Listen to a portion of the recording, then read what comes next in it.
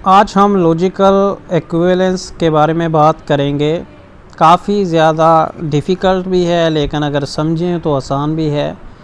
तो logical equivalence क्या होती है कि आपके पास जो F1 है इज़ इक्वल टू F3, यानी कि आपके पास जो सिंपल F1 में गेट्स मौजूद हैं उनकी जो आउटपुट है वो इतने सारे गेट जोड़ने के बाद भी सेम ही है, यानी कि F3 के साथ मिलती है। तो समझने की कोशिश करेंगे।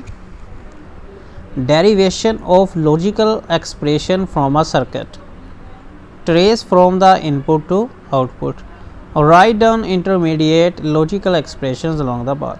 अभी जो लॉजिकल इक्विवेलेंस है यानी कि लेफ़्ट साइड राइट साइड के इक्वल है। नीचे जाए, यहाँ पे आप देखें, ये चीज़ देख सकते हैं कि आपके पास जो F1 में यहाँ पे जो आउटपुट आ रही है वो F3 यानी कि राइट साइड भी वही आउटपुट आनी चाहिए। तो मतलब ये है कि यहाँ पे A डॉट B है, यानी कि इसकी जो आउटपुट है वो यहाँ पे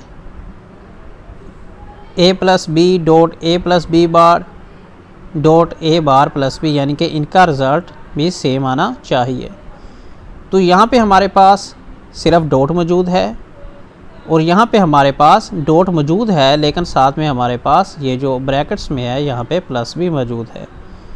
तो एक्चुअली हमने सबसे पहले यहाँ फंक्शन अप्लाई करना है नॉट गेट का, ठीक है।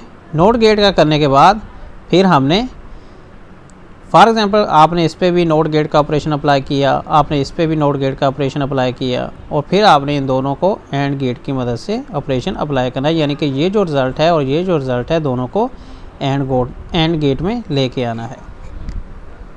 फ़िलहाल हम जा रहे हैं इसकी फ़िज़िकल अपीयरेंस की तरफ। अगर आप देखें तो हमारे पास हमने नॉट गेट जोड़ा। जब हमने नॉट गेट जोड़ा तो इसकी पहली जो इनपुट है वो A है, इसकी सेकंड इनपुट B है, तो ये बन गया A plus B. A plus B बनने के बाद अब हमने दोबारा जोड़ना है इसके साथ एक और इसी तरह का फंक्शन, लेकिन यहाँ पे हमने ख्याल करना है कि हमें चाहिए B बार, ठीक है। इसकी जो A इनपुट है वो आपने जोड़ दी है A इनपुट के साथ, ये देखें A इनपुट, ठीक है, यहाँ पे आपने जोड़ दी है। इसकी जो B आउटपुट है उसके साथ आपने इन्वर्टर लगा देना है जो कि इसकी वैल्यू चेंज कर देगा, यानी कि 0 है तो 1 कर देगा, 1 है तो 0 कर देगा। तो यहाँ पे हमने B बार लिखा है और हमें चाहिए भी ये देखें, हमें चाहिए B बार, ठीक है। A प्लस बी इससे मिल गया हमें और A प्लस बी बार इससे मिल गया, ठीक है। तो अभी हमारा A प्लस बी बार इन दोनों की मदद से कंप्लीट हो गया है। अब ये तो हमें समझ आ गया है। अभी नेक्स्ट हमें चाहिए A बार प्लस बी। अभी ये दो चीज़ें तो हमें यहाँ पे मिल चुकी हैं इन दोनों को जोड़ने के बाद। अब हमें एक और इस तरह का जोड़ना है क्योंकि हमें A बार प्लस बी चाहिए। तो यहाँ पे अगर आप देखें तो हमारे पास जो हमने A है हमारी इनपुट, वहाँ पे हमने इन्वर्टर लगा दिया है। जिस तरह यहाँ पे हमने B बार किया था यहाँ हम A बार कर देंगे।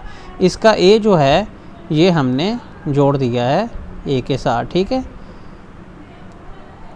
और इसका जो B था वो हमने जोड़ दिया है यहाँ पे, ठीक हो गया। नेक्स्ट अगर आप देखें तो हमारे पास A बार आ चुका है, यानी कि इन्वर्टर लग चुका है। अब इसका जो B है ये हमने जोड़ दिया है यहाँ पे। इसका जो B था वो हमने इधर ही, यानी कि A आपने B जो वैल्यूज़ हैं वो B के साथ जोड़नी है, ठीक हो गया, और जो A वैल्यूज़ हैं वो A के साथ जोड़नी है। अभी ये जो तीनों चीज़ें हमने जब लगाई तो हमारे पास ये चीज़ें बन चुकी हैं और यहाँ पे हमने लगाया है अपना एंड गेट। यहाँ पे भी हमने एंड गेट लगाया है। एंड गेट क्यों लगाया? क्योंकि हमारे पास दो नॉट गेट थे, और जो हमारा एंड गेट है वो इनके दरमियान है, यानी कि डॉट ये वाला, और इनके दरमियान भी ये देखें हमारे पास डॉट मौजूद हैं, तो ये भी हमने यहाँ पे लगा दिया है। तो ये तो था इसका फिज़िकल स्ट्रक्चर। तो पहली बार तो समझ नहीं आएगा आपको, लेकिन आहिस्ता आहिस्ता आपको पता चलेगा कि किस तरह हमने ए प्लस बी किया, किस तरह हमने ए प्लस बी बार किया, किस तरह हमने ए बार प्लस बी किया, और फिर किस तरह हमने पहले तो ए प्लस बी बार किया, उनके दरमियान डॉट लगाया यानी कि एंड लगाया, ठीक है, और नेक्स्ट हमने किस तरह एंड लगाया इन तीनों के दरमियान। नेक्स्ट हम जा रहे हैं इसके टेबल की तरफ। अगर आप इसके टेबल की तरफ देखें तो लॉजिकल इक्विवेलेंस क्या होगी, ये देखें, proving logical equivalence truth table method. अब देखें हमारे पास ए था इनपुट, बी थी इनपुट, कहता है कि F1 is equal to A dot B, तो डॉट हमारे पास क्या होता है, एंड गेट। अभी एंड गेट क्या कहता है, आपके पास 1 तब आएगा जब आपके पास दोनों वैल्यूज़ 1 हैं, तो ए डॉट बी क्या है, 1 तब आएगा जब दोनों वैल्यूज़ 1 हैं। अभी किस तरह हम ऐसा करें कि ये जो चीज़ है ये F3 के साथ भी आ जाए, तो किस तरह होगा, चलिए इसको देखते हैं। सबसे पहले आपने क्या करना है, ए प्लस बी करना है, यानी कि आपने ए और बी को क्या करना है, और गेट फंक्शन अप्लाई करना है। अगर आप देखें 0 प्लस 0 क्या बना, हमारे पास 0 प्लस 0 बना 0। उसकी क्या वजह है कि और गेट में जब दोनों वैल्यू 0 होती हैं तो 0 आता है, तो ये तो हमें पता चल गया। अब वो कहता है ए प्लस बी बार करना है, यानी कि 0 प्लस 1। अभी यहाँ पे 1 क्यों आया, क्योंकि हमारे पास 0 था तो उसका इन्वर्टर लगाया तो हमने, यानी कि बार लगाया तो उसको उल्टा करके उसने 1 कर दिया। अभी ये देखें 0 प्लस 0 0, 0 प्लस 1 हमारे पास क्या आएगा, और में 1। अभी यहाँ पे 1 है, यहाँ पे 0 है, इन दोनों का अगर हम डॉट करें यानी कि एंड में लेके जाएं तो क्या आएगा, 0 1 0। अभी यहाँ इन दोनों का जवाब 0 आ चुका है। अभी यहाँ पे 0 है लेकिन इन्वर्टर लगा तो 1 आ गया, ठीक है, इन्वर्टर लगा तो 1 आ गया, 1 प्लस 0 1 आ गया। अभी यहाँ पे भी 1 है, और यहाँ पे क्या था हमारे पास, 0 प्लस 0 0, 0 प्लस 1 1 1 0 0, यहाँ पे भी 0 था, यहाँ पे 1 आ गया, तो 0 1 0, तो ये हमारे पास 0 आ चुका है।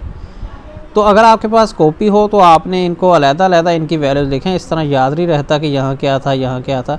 यानी कि आपने पहले इसको हल करना है, फिर आपने इसको हल करना है, फिर आपने तीसरे को हल करना है। जब आपने तीनों को हल कर लेना है फिर उनके दरमियान आपने क्या करना है, एंड गेट का फंक्शन अप्लाई करना है। पहले आपने इन दोनों की वैल्यूज़ में एंड गेट का फंक्शन अप्लाई करना है, फिर आपने इन दोनों में, ठीक है।